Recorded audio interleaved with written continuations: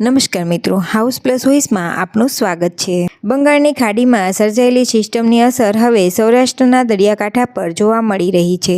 ભારે વરસાદની આગાહી અને દરિયામાં કરંટ વધવાની સંભાવનાને પગલે ઓખા, પોરબંદર અને વેરાવળના બંદરો પર 3 નંબરનું સિગ્નલ લગાવી દેવામાં આવ્યું છે, જ્યારે જાફરાબાદ, પીપાવાવ અને જામનગરના બેડી બંદર પર 2 નંબરનું સિગ્નલ મુકાયું હતું। સૌરાષ્ટ્રની દરિયાઈ પટ્ટી ઉપર વરસાદની આગાહી થઈ છે, ત્યારે ઓખા, પોરબંદર, વેરાવળ બંદરીય વિસ્તારોના વાતાવરણમાં પણ સવારથી પલટો આવ્યો હતો।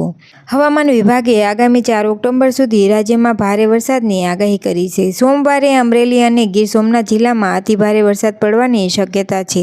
આ ઉપરાંત જૂનાગઢ, ગીર સોમનાથ, નવસારી અને વલસાડ જિલ્લામાં પણ ભારે વરસાદની ચેતવણી આપવામાં આવી છે। નવરાત્રિના તહેવાર દરમિયાન ભારે વરસાદની આગાહીએ ખેલૈયાઓને ચિંતા વધારી દીધી છે। જો આપને વિડીયો પસંદ આવ્યો હોય તો વિડીયોને લાઇક, શેર અને ચેનલને સબસ્ક્રાઈબ કરવાનું ના ભૂલશો મિત્રો। તો ફરી મળીશું નેક્સ્ટ વિડીયોમાં। નમસ્કાર।